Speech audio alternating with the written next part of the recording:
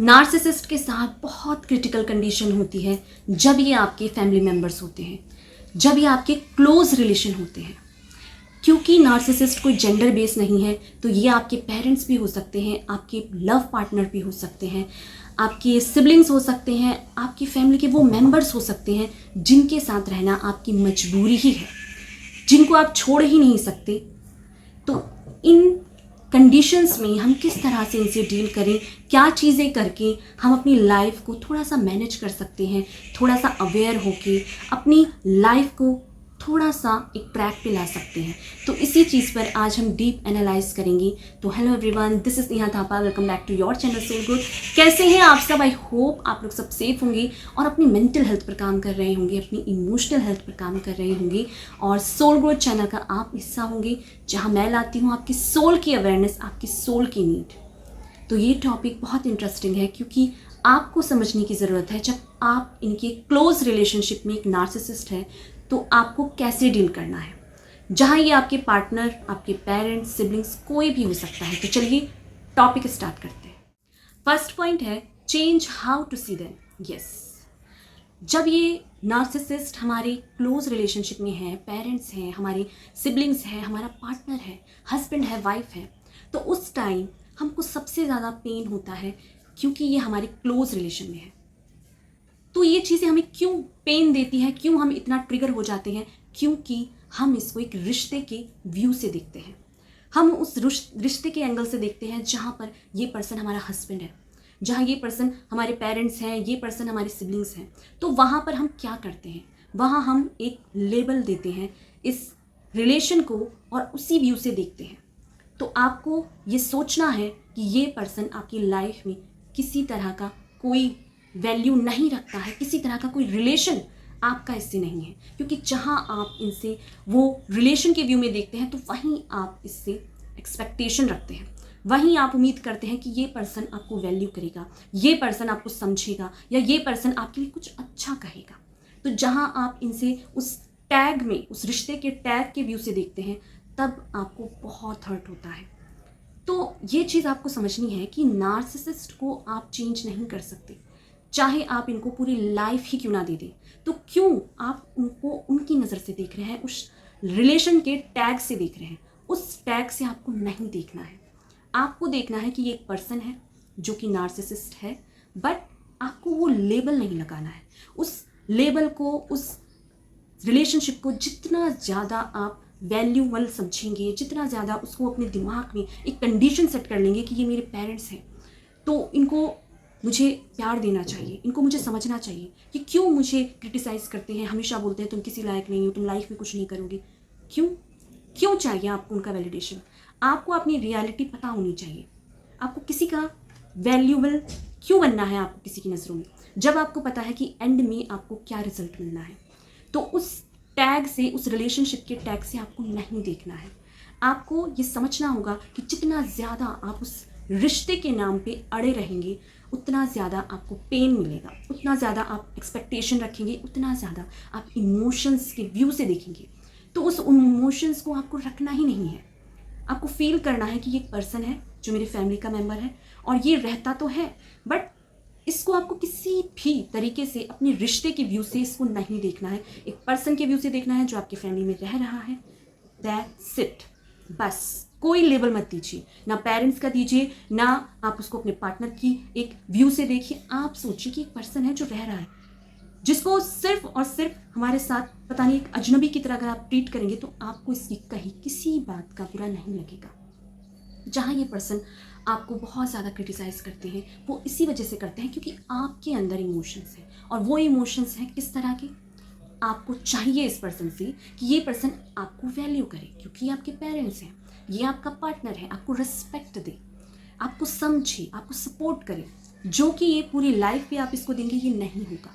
तो ये अगर नार्सिसिस्ट है तो ये नार्सिसिस्ट ही रहेगा। इस चीज़ को आप एक्सेप्ट करें कि जो ये पर्सन है ये वो ही रहेगा। आपको इसको चेंज करने की ज़रूरत नहीं है, क्योंकि आप पूरी लाइफ दें, अपना मेंटल हेल्थ ख़राब करें, अपनी इमोशनल हेल्थ ख़राब करें, ये वैसा ही रहेगा। फिर ये आपके, चाहे आपका पेरेंट्स हो, आपका पार्टनर हो, आपके सिबलिंग्स हो, आपका कोई भी फैमिली मेम्बर हो, ये किसी भी रिलेशनशिप में ये ऐसा ही रहने वाला है। जहाँ ये सुपीरियर है, जहाँ ये अथॉरिटी फिगर है, जहाँ सब चीज़ इसके कंट्रोल में है, तो जो है उसको वैसा छोड़ दीजिए। जितना आप इसको कंट्रोल करने की कोशिश करेंगे, ठीक करने की कोशिश करेंगे, उतना आपको हर्ट होगा। तो इस रिश्तों के टैग से बाहर निकलिए। इन रिश्तों की उस पीछे का जो टॉक्सिसिटी है उसको झेलने की ज़रूरत नहीं है। आपको समझना होगा कि ये पर्सन ऐसे ही रहने वाला है, चाहे आप इसके लिए कुछ भी क्यों ना करें। तो इस चीज़ को आप एक्सेप्ट करें कि ये नार्सिसिस्ट है, नार्सिसिस्ट ही रहेगा। आपके कितना भी अच्छा करने से ये बंदा चेंज नहीं होने वाला। तो इस रिश्तों के टैग से आप इसको कभी ना देखें, चाहे वो आपके सिबलिंग्स हो, आपका भाई हो, बहन हो, आपके पेरेंट्स हो, आपके लव वंस हो। किसी भी तरह की रिलेशनशिप में आपको इनके इमोशंस को एनर्जी सेंड नहीं करनी है, क्योंकि जहाँ आप एनर्जी सेंड करेंगे, जहाँ आप चाहेंगे कि आपको ये समझे, आपको वैल्यू करे, आपको सपोर्ट करे, वहीं आप एक ऐसी टॉक्सिक एनर्जी को अपने पास बुला रहे हैं जो आप डिज़र्व नहीं करते हैं। तो ये बात आप समझिए कि ये जैसा है वो वैसा ही रहेगा। आप कितना भी कुछ करें, ये नहीं चेंज होगा। और उस रिलेशनशिप के टैग से इसे देखना बंद कर दीजिए। समझिए कि ये एक ऐसा पर्सन है जो आपकी फैमिली में रह रहा है, बट आपका इससे कोई लेना देना नहीं है। कोई भी इमोशंस, अच्छे बुरे, किसी भी तरह के आपको इसे एनर्जी सेंड नहीं करनी है, ना एक्सपेक्टेशन रखनी है, ना इसकी वैल्यू आपको मिलनी चाहिए, क्योंकि आप जो भी करेंगे आपके लिए ही आप हमेशा गलत ही होंगे। जो एक पर्सन जो ठीक है वो ये है और वो ही रहेगा। इस चीज़ को आप जितना जल्दी एक्सेप्ट कर लें उतना आपके लिए अच्छा होगा। और रिश्तों के टैग से आपको नहीं देखना है। पॉइंट है, don't engage, don't defend, don't there word personally. Yes, narcissist के साथ अगर आपको रहना है तो आपको ये समझना होगा कि आपको इसके साथ इंगेज्ड नहीं होना है। आपका कितना भी बड़े से बड़ा काम हो, आपको अपने काम खुद करने हैं, चाहे आपको कैसे भी करने हैं। जितना आप इनके पास जाएंगे, जितना आप सोचेंगे कि आप इनके कामों में इन्वॉल्व हो, इनकी हेल्प करें, उतना ही ये आपको क्रिटिसाइज़ करेंगे, उतना ही 10 के सामने ये आपको छोटा फील कराएंगे। तो जितना आप इनसे दूर रहेंगे उतना ही आपके लिए अच्छा होगा, आपकी मेंटल हेल्थ के लिए अच्छा होगा। आप कुछ भी क्यों ना करें, आप इनसे कभी नहीं जीत सकते। नार्सिसिस्ट के साथ रहना इस तरह से है कि हर रोज़ आपको एक नई लड़ाई लड़नी पड़ती है जीतने के लिए, अपनी लाइफ के साथ रहने के लिए, नॉर्मल चीज़ों के लिए भी। तो ये इस तरह का एक डिफेंडेड मोड में हमेशा रहते हैं, जिसमें कि ये हमेशा चाहते हैं कि आपके रिएक्शन निकले, जिसको ये ट्रिगर्ड करके अपने हिसाब से मोल्ड करें। और आपको तड़पता हुआ देखकर, रोता हुआ देखकर, बिलखता हुआ देखकर इनको मज़ा आता है। इनकी जो ईगो है वो बूस्ट होती है। तो क्यों आप किसी के लिए रोते हैं, क्यों आप किसी के लिए इमोशंस रखते हैं, जहाँ वो पर्सन जैसा है वो वैसा ही रहने वाला है। तो ये चीज़ें इस तरह से है कि आपको ये समझना होगा कि आपको इनके किसी भी चीज़ पर इंगेज नहीं होना है। आपको इनसे कभी भी जीतने की उम्मीद ही नहीं रखनी है, क्योंकि ये आप एक ऐसे बॉक्सिंग रिंग में है जहाँ आपको लड़ना ही लड़ना है। और लड़ने के बाद आपको क्या मिलेगा, आप कभी इनसे जीत ही नहीं सकते, जहाँ एंड में एक ही रिजल्ट है कि ये पर्सन ही फाइनली सुपीरियर है, इगोस्टिक रहेगा और अपने आप को हमेशा सबसे फर्स्ट प्रायोरिटी देगा। तो इसलिए आपको क्यों इनसे इंगेज होना है, क्यों इनसे डिफेंड करना है, क्यों उनकी बातों को पर्सनली लेना है। नार्सिसिस्ट के अंदर खुद की कमियां इतनी होती हैं कि वो उसी चीज़ को प्रोजेक्ट करते हैं सामने वाले के ऊपर। तो इस चीज़ को आप समझें कि आप कुछ भी क्यों ना करें, ये पर्सन अपनी कमियां को आपके ऊपर प्रोजेक्ट करेगा। इसके अंदर इतने गिल्ट होते हैं, इतनी इनसिक्योरिटी होती है कि ये आपको कहेगा कि आप किसी लायक नहीं हो, आपसे अपनी लाइफ में कभी कुछ नहीं होगा, आप फैमिली के लायक नहीं हो, मैंने आप पे एहसान किया इस फैमिली में लाकर, आपसे मैरिज कर कर, या आप अगर इनके बच्चे हो तो वो आपको कहेंगे कि तुम अपनी लाइफ में कुछ नहीं कर सकते, तुमसे कुछ भी नहीं होगा। चाहे आपके अंदर कितना भी टैलेंट हो, ये उसको कभी अप्रिशिएट नहीं करेंगे। क्यों? क्योंकि इनके अंदर कमियां होती हैं। तो आपके अंदर जो पॉजिटिविटी है ना, जब आप इनसे इंगेज होंगे, जब आप इनसे डिफेंड करेंगे, तो वो आपकी पॉजिटिविटी भी माइनस में हो जाएगी। क्योंकि एक ऐसा पैरासाइट्स है इनके अंदर, ऐसा डिमोनिक इनके अंदर एंटिटी है जो आपकी पूरी पॉजिटिव एनर्जी को ड्रेन कर लेते हैं, सक कर लेते हैं, खींच लेते हैं। तो इस चीज़ को आप समझो कि आप कुछ भी क्यों ना करो, आप एक नार्सिसिस्ट से नहीं जीत सकते। ये इस तरह का है कि आप जितना एक्शन करोगे उतना रिएक्शन निकलेगा। आपका रिएक्शन, इनकी एक्शन, ये चीज़ चलती ही रहेगी। एक ऐसी साइकिल है जो कभी ख़त्म नहीं होने वाली। तो इस चीज़ को एंड करने का एक ही है, कि आप इनसे ना तो इंगेज्ड हो, ना इनसे डिफेंड करें और किसी भी बात को पर्सनली नहीं लें। जहाँ फर्स्ट स्टेप आपने फॉलो किया कि जहाँ पर आप इनकी किसी भी तरह का इमोशंस नहीं रख रहे हैं, तो इमोशंस के ही थ्रू ये आपके अंदर वो एनर्जी डालेंगे, आपका रिएक्शन निकलवाएंगे। तो उस चीज़ को समझिए कि आपको किसी भी बात से इनको अपनी लाइफ में इंगेज नहीं करना है, इनके साथ डिफेंड नहीं करना है और किसी भी तरह से इनकी बातों को पर्सनली नहीं लेना है। आपकी सेल्फ स्टीम पर, आपकी खुद के वजूद को ये माइनस कर देंगे। तो इस चीज़ को समझे कि क्यों हमें एक ऐसे पर्सन से इंगेज होना है जो अपने आप में, अपनी लाइफ में खुद ही माइनस में है। वो आपको क्या दे सकता है? वो आपको सिर्फ और सिर्फ अपनी निगेटिविटी आप पर थ्रो कर सकता है। तो उस चीज़ को समझिए, उस चीज़ को अपने लिए समझिए कि आपका होना इम्पॉर्टेंट है, आपकी सोल इम्पॉर्टेंट है, आप एक इम्पॉर्टेंट पर्सन है। नार्सिसिस्ट से किसी भी बात की आप परमिशन मत लें। अगर आपको कोई चीज़ इन्हें बतानी है क्योंकि ये आपके फैमिली मेम्बर है इस वजह से, तो आपको इन्हें इन्फॉर्म करना है। इनका ओपिनियन नहीं मांगना है, इनकी तरफ से इनके डिसीजन नहीं मांगने, आपको इनको बताना है, इन्फॉर्म करना है।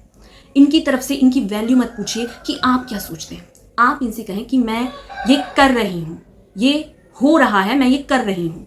आप ये मत बताइए कि आपकी ओपिनियन क्या है, आप क्या सोचते हैं इस बारे में, अपने डिसीजन दो। क्यों मांग रहे हैं आप ऐसे पर्सन से डिसीजन जो कि आपसे कोई मतलब ही नहीं रखना चाहता, जिसको सिर्फ और सिर्फ अपने से मतलब है, अपने ईगो से मतलब है, जो सिर्फ आपको उन्हीं बातों से कंट्रोल करेगा। जहाँ आप इनसे परमिशन मांगेंगे, वैल्यू मांगेंगे, वहीं उन्हीं बातों को आप पे ही प्रोजेक्ट करके आपको कंट्रोल करेगा कि तुम्हें तो बोलने की तमीज़ नहीं है, तुम्हें करने की तमीज़ नहीं है। तो क्यों चाहिए आपको ऐसे पर्सन की वैल्यू? क्यों चाहिए ऐसे पर्सन का परमिशन जो आपकी लाइफ को सिर्फ हेल बनाता है, सिर्फ निगेटिविटी थ्रो करता है और सिर्फ आपको अपनी लाइफ में इसलिए रखा है जिसको वो अपने हिसाब से यूज़ कर सके। तो क्यों आप एक पर्सन नार्सिसिस्ट का यूज़ होने का सामान बन रहे हैं? उसे अपनी लाइफ में कोई वैल्यू मत दें, ना कोई एक्सपेक्टेशन रखें, इमोशंस रखें जिससे कि आप हर्ट हो, और ना ही उसे किसी टैग से देखें उस रिश्ते के जिससे आपको बहुत उम्मीद है। जितना आप उम्मीद रखेंगे उतना आपको पेन मिलेगा, उतना आप अपनी लाइफ में उस चीज़ को वैल्यू करके हर्ट होंगे। तो अपने आप को हर्ट नहीं करना है। आप हर्ट डिज़र्व नहीं करते, आप प्यार डिज़र्व करते हैं। आप एक वैल्यूबल पर्सन हैं जो इस अर्थ में होने से अपनी पॉजिटिविटी एनर्जी को स्प्रेड करे, तो दूसरों की लाइफ में आप पॉजिटिविटी ला सकते हैं। बट क्योंकि आप एक नेगेटिव इंसान के साथ हैं, एक टॉक्सिक इंसान के साथ हैं, तो वो आपको क्या देगा? निगेटिविटी। अपनी निगेटिविटी आप पर थ्रो करेगा। तो इसलिए इस नेगेटिव पर्सन से हमें दूर रहना है। इसकी किसी भी बात को हमें पर्सनली नहीं लेना है, ना इसकी वैल्यू हमें चाहिए, ना इसके डिसीजन हमें लेने जाना है कि तुम अपनी ओपिनियन बताओ। हम इतने सामर्थ्य हैं कि हम अपनी लाइफ के डिसीजन, ओपिनियन खुद ले सकते हैं और इम्प्लीमेंट कर सकते हैं।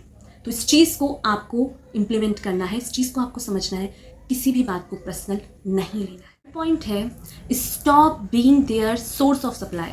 यस, नार्सिसिस्ट की लाइफ में सिर्फ आप ही नहीं हैं जो आपको अपने सप्लायर के लिए रखा है। नार्सिसिस्ट के बैकग्राउंड में आपके ही जैसे बहुत सारे ऐसे लोग हैं जिसको मैनिपुलेट कर गिल्ट डालकर वो अपने हिसाब से चलाता है, उन्हें कंट्रोल करके रखता है। इससे आप ही परेशान नहीं होते हैं, इससे पूरी फैमिली परेशान होती है। जहाँ ये अपने पेरेंट्स को पेरेंट्स नहीं समझते, अपने पेरेंट्स पर हाथ उठाते हैं, उनको मारते हैं, उनको किसी भी तरह की वो वैल्यू नहीं देते जो आप देते हैं। क्योंकि आप एक इमोशनल पर्सन हैं, आप ऐसे पर्सन हैं जो रिश्तों की वैल्यू करते हैं, तो आपको उनकी कदर है। तो यहीं पर आप भी उनके एक सोर्स ऑफ सप्लाई बन जाते हैं। और बैकग्राउंड में ये और लोगों को भी रखता है जिसको ये अपने हिसाब से चलाता है, अपने कंट्रोल में रखता है। तो आपको इस सोर्स ऑफ सप्लाई नहीं बनना है, आपको उसका टारगेट नहीं बनना है। सबसे जो पहला एम होना चाहिए आपका, खुद को बचाने का, खुद की सोल को बचाने का। जहाँ आप एक पॉजिटिव पर्सन थे इस नार्सिसिस्ट से पहले, जहाँ आप अकेले रहते थे, तो आप इस नार्सिसिस्ट के एब्सेंस में कितने पॉजिटिव रहते थे। पर जैसे जैसे आपने इस इंसान से एक्सपेक्टेशन रखी, इसके लिए इमोशंस रखा, उतना ही आप हर्ट हुए। तो इस चीज़ को आप समझें कि आप जितना इस पर्सन के पास रहेंगे, उसके साथ रहेंगे, उतना आपको हर्ट होगा। तो थोड़ा डिस्टेंस मेंटेन कीजिए, इस चेन को ब्रेक कीजिए जहाँ आप अपनी एनर्जी को लगातार सप्लाई कर रहे हैं पॉजिटिविटी को नार्सिसिस्ट के लिए, जहाँ आप इसको केयर दिखा रहे हैं, जहाँ इसको पेन हो रहा है तो आपको भी पेन हो रहा है। क्योंकि ये एक टॉक्सिक अटैचमेंट है, ये कोई हेल्थी अटैचमेंट नहीं है, जहाँ आपको सिर्फ एक गिवर के नेचर में है और ये एक टेकर के नेचर में है। तो इस चीज़ को आप समझिए कि इस चैन को आपको ब्रेक करना है। आपको नार्सिसिस्ट का सप्लायर नहीं बनना है। क्योंकि आपके जैसे और भी इसकी लाइफ में है जहाँ से ये एनर्जी प्रोवाइड करता रहता है, जिसको ये अपने हिसाब से कंट्रोल करता है, जिसको ये अपने हिसाब से चलाता है। तो इस चीज़ को समझें कि नार्सिसिस्ट का आप टारगेट है, क्योंकि आप इनके साथ रह रहे हैं तो आप इसका सॉफ्ट टारगेट है, जिसको ये कभी भी अपने हिसाब से यूज़ करेगा, मैनिपुलेट करेगा, गिल्ट करेगा, जो कि इसका खुद के अंदर की कमियां होती हैं, आपकी नहीं। इस चीज़ को समझिए, तो इस चेन को ब्रेक कीजिए, जहाँ पर आप एक नार्सिसिस्ट के बहुत ही आसानी से मिल जाने वाले एक सप्लायर हैं, और आपके जैसे और भी सप्लायर इसकी लाइफ में है। तो इस चेन को ब्रेक करके खुद को बचाइए, अपने आप को बचाइए, सेव कीजिए अपनी सोल को। इसके लिए थोड़ा सीरियस हुई है। Use reverse psychology to shock them. Yes, narcissist से आप कुछ भी करते हैं तो ये हमेशा इनका टॉक्सिक नेगेटिव आपको आंसर मिलेगा।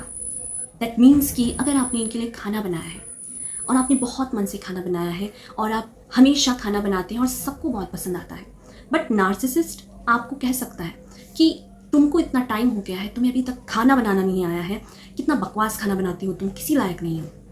अगर एक नार्सिसिस्ट आपसे इस तरह से बात करता है तो आप उनसे इस तरह से बात कीजिए, आप बहुत हंसकर बात कीजिए, बहुत मुस्कुराइए, और आप उनसे कीजिए, अच्छा मुझे खाना बनाना नहीं आता है तो तुम कल से मुझे हेल्प करना, क्योंकि तुम्हारा जो टेस्ट है वो बहुत ही अच्छा है।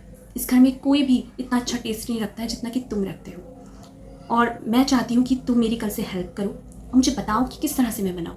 तो वो चीज़ इस तरह से हो जाती है जहाँ आप बहुत हंस कर और इस तरह से उसकी ही बातों को उस पर डाल देंगे, जहाँ वो चाहता है कि वो आपको निगेटिव कमेंट करे, आपको इस तरह से बोले जिससे आप ट्रिगर्ड हो।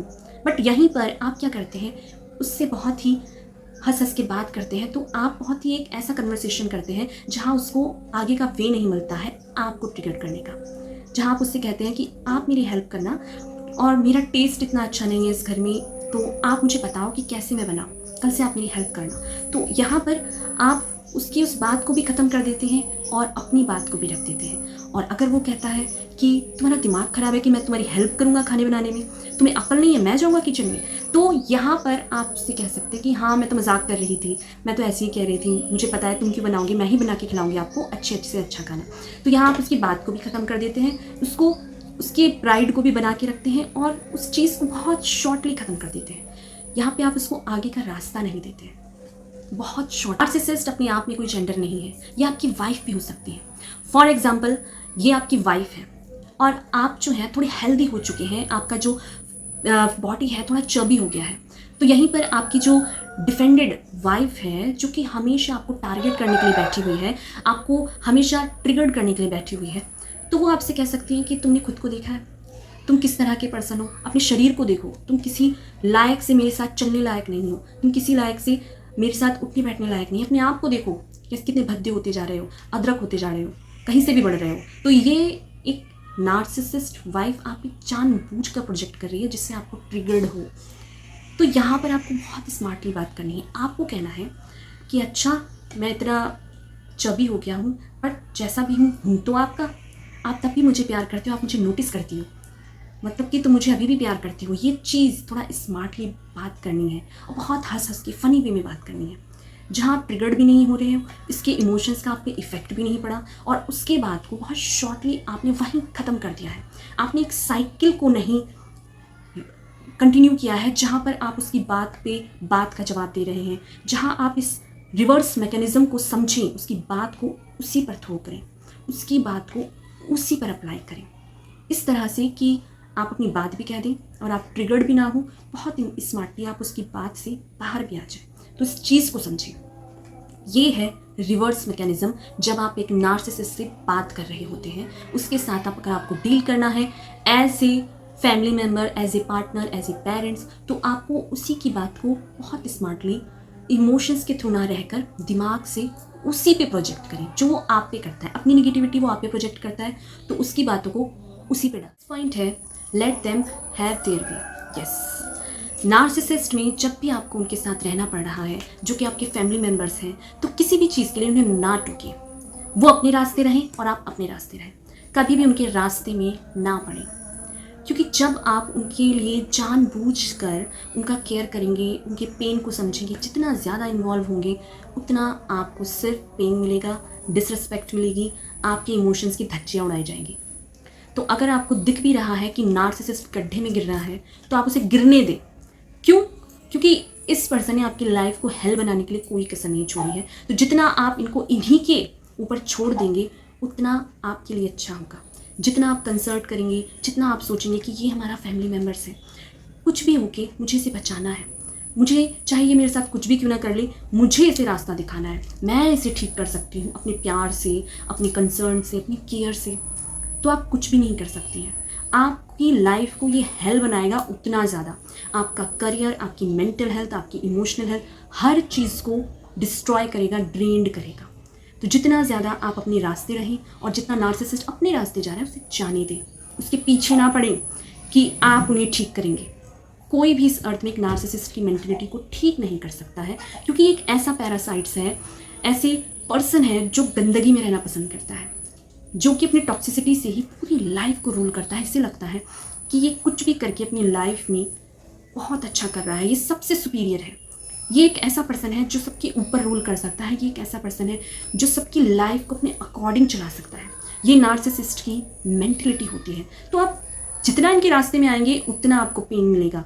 ये अगर आपको चीट कर रहे हैं, आपसे झूठ बोल रहे हैं, कुछ भी क्यों ना कर रहे हो, आपको खुद से मतलब होना चाहिए। खुद को बचाना आपकी फर्स्ट प्रायोरिटी है।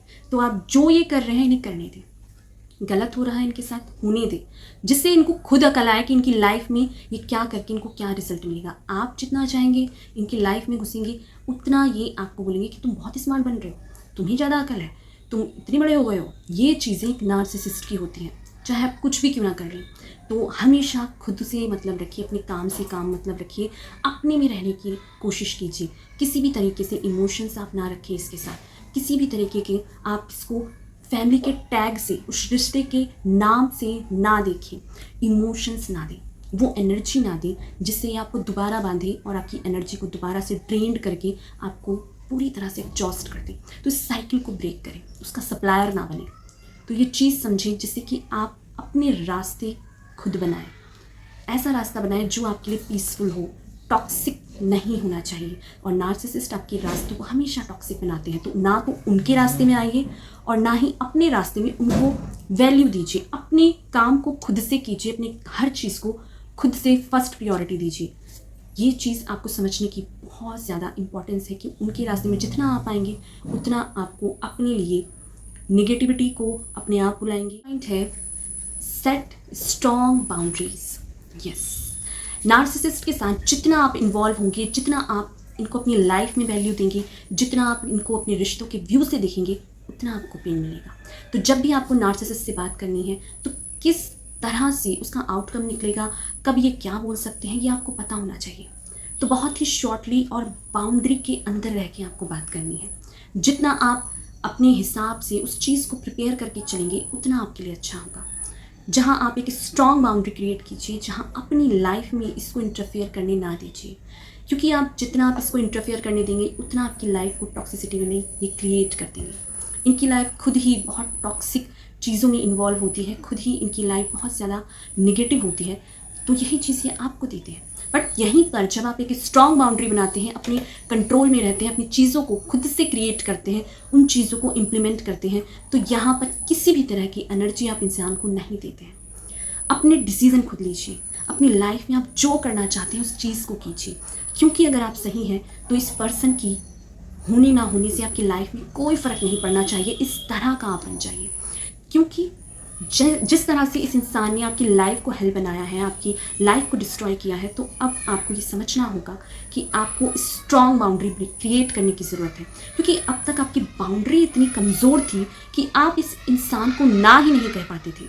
आप किसी चीज़ के लिए इस इंसान को वो एनर्जी, वो रास्ता दे देते थे जहाँ ये कभी भी आ जा सकता है, जहाँ ये अपने हिसाब से आपकी लाइफ को मोल्ड करता है। ये आपको बताता नहीं है कि आपकी लाइफ में वो चीज़ें क्रिएट करता है अपने हिसाब से। अपने हिसाब से आपकी मेंटल हेल्थ को ख़राब करना, अपने हिसाब से आपकी लाइफ में हर चीज़ इम्प्लीमेंट करना जहाँ पर इसको फ़ायदा हो रहा हो, जहाँ इसको ज़रूरत हो।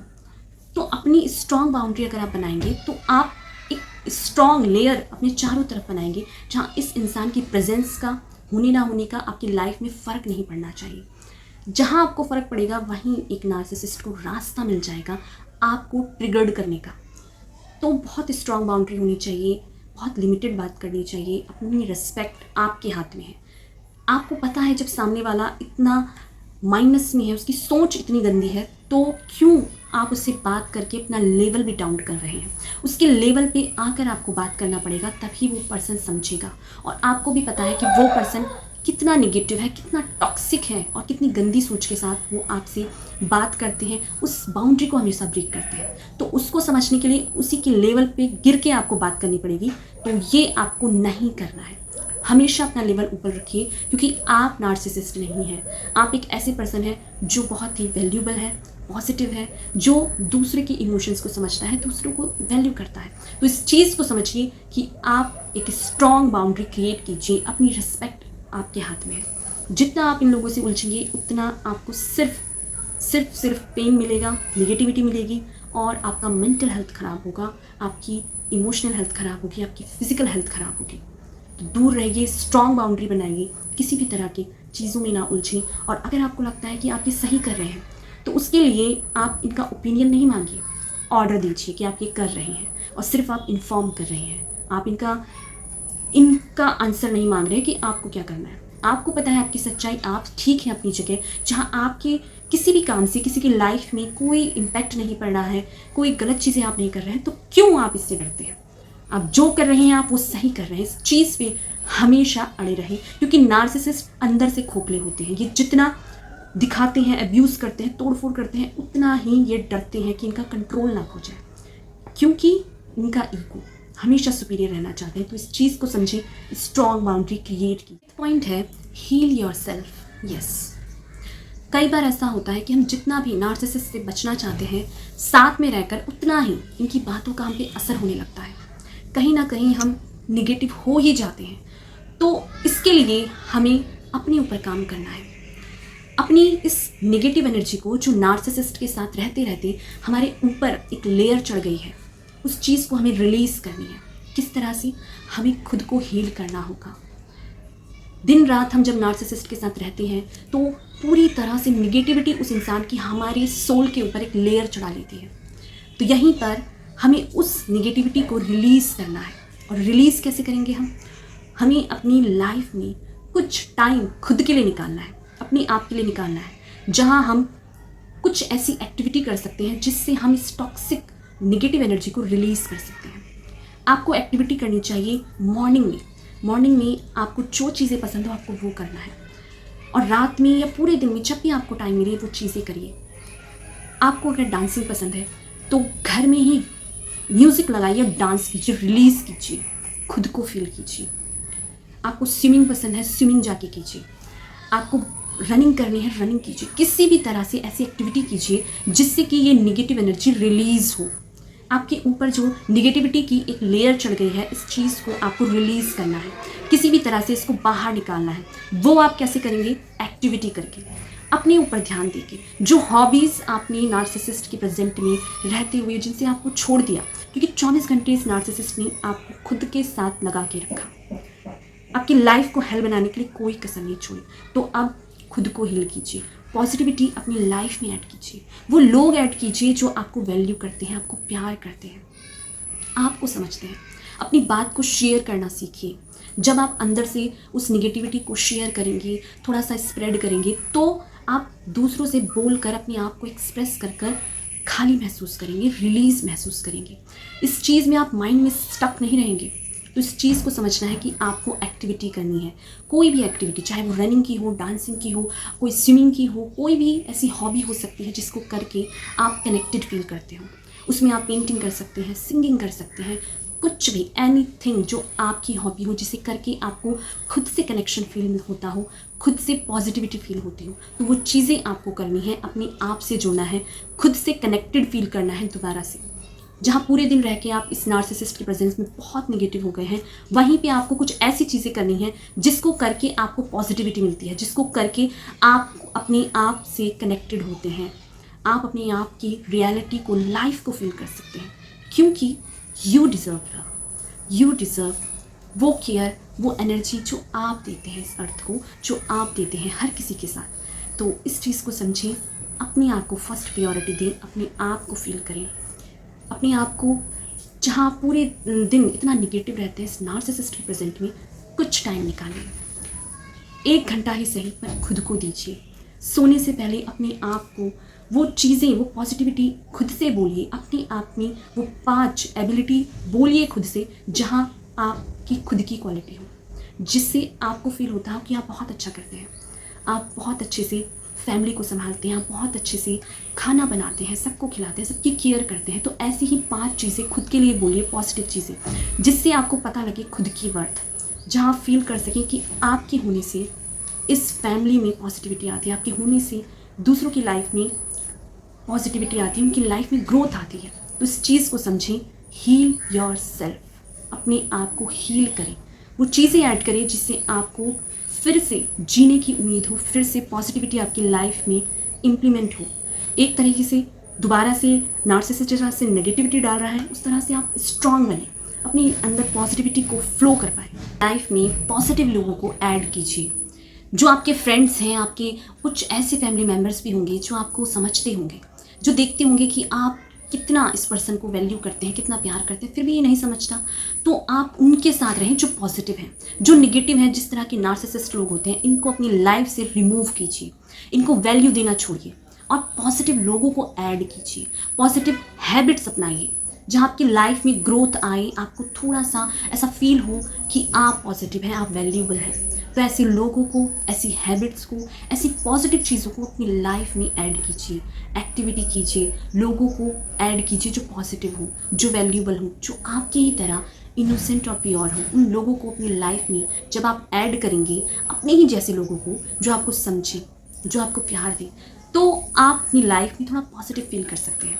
अपनी चीज़ों को अपने तक ही स्टक मत रखिए, आप इसको स्प्रेड कर सकते हैं, अपनी उन लोगों से शेयर कर सकते हैं जो आपको समझते हैं। तो बहुत ज़रूरी है अपनी लाइफ में ऐसी चीज़ें ऐड करना, वैल्यूएबल चीज़ें ऐड करना जो आपको हील करे, जो आपको दोबारा से आपसे ही कनेक्टेड फील कराए, आप दोबारा से लाइफ को फील कर सकें। तो ये चीज़ बहुत इंपॉर्टेंट है आपको समझना। पॉइंट है, take back your personal power. Yes, narcissist आपकी लाइफ में सबसे ज़्यादा इफेक्ट कब देते हैं? जब आप इनके साथ फाइनेंशियली इंडिपेंडेंट होते हैं, इमोशनली इंडिपेंडेंट होते हैं और मेंटली इंडिपेंडेंट होते हैं। जब आप हर तरीके से इनके ऊपर डिपेंडेंट होते हैं, तब सबसे ज़्यादा इफेक्ट ये आपकी लाइफ में डालते हैं। तो इसी वजह से आपको बहुत ज़रूरी है फाइनेंशियली इंडिपेंडेंट होने की। जहाँ आप इंडिपेंडेंट होते हैं, हर चीज़ को खुद से करते हैं, अपनी लाइफ में कुछ भी करना हो आप अपने हिसाब से करते हैं, अपने डिसीजन खुद लेते हैं, अपनी खुद पर्सनल पावर में होते हैं, तब आप एक नार्सिसिस्ट को कभी भी वो रास्ता नहीं देते हैं जिससे ये आपको अपने हिसाब से चला सके, अपने हिसाब से मोल्ड कर सके आपकी रियलिटी को। तो इस चीज़ को समझें कि आपको अपनी पावर में आना है, अपनी स्ट्रेंथ में आना है, जहाँ आप अपने हिसाब से अपने काम कर सकते हैं, अपने डिसीजन ले सकते हैं। आपको फाइनेंशियली डिपेंडेंट इसलिए होना है कि आप अपनी लाइफ के काम खुद से कर सकें, क्योंकि ये नार्सिसिस्ट इस तरीके की है कि ये चाहते ही हैं कि आप इनसे हर तरह से डिपेंडेंट हो और ये आपको कभी जाने का भी मौका ना दें। क्योंकि और ऐसी इम्पॉर्टेंट पॉइंट्स हैं जिससे कि अगर आप इंडिपेंडेंट हो गए तो आप पूरी लाइफ एक नार्सिसिस्ट के इस टॉक्सिक नेचर से बाहर आ सकते हैं। जहाँ ये 4 पॉइंट्स हैं, emotionally independent, mentally independent, physically independent और सबसे ज़्यादा इंपॉर्टेंट फाइनेंशियल इंडिपेंडेंट। जब ये 4 चीज़ें आप खुद से करते हैं, अपने आप पे डिपेंडेंट होते हैं, जहाँ इमोशनली आप इनसे डिपेंडेंट नहीं है, किसी रिश्तों के टैग से आप इसे नहीं देख रहे हैं, जहाँ मेंटली आप इनसे कनेक्टेड नहीं है, जहाँ किसी भी चीज़ का इनकी बातों का आप पे असर नहीं हो रहा है, जहाँ फिजिकली इसकी प्रेजेंस का आपकी लाइफ में कोई इफेक्ट नहीं हो रहा है, जहाँ फाइनेंशियली आप अपनी डिसीजन खुद ले सकते हैं, आप हर चीज़ के लिए इनके पास नहीं जाते हैं अपनी चीज़ों को कंप्लीट करने के लिए। तो यहाँ जब चारों चीज़ें आप इंडिपेंडेंट होते हैं तो आप नार्सिसिस्ट को छोटा फील करा सकते हैं, उसको उसकी जगह दिखा सकते हैं, क्योंकि नार्सिसिस्ट हमेशा चाहते हैं कि वो सुपीरियर रहें, हर चीज़ में टॉप पर रहें। आपकी टॉप प्रायोरिटी एक नार्सिसिस्ट होना चाहिए।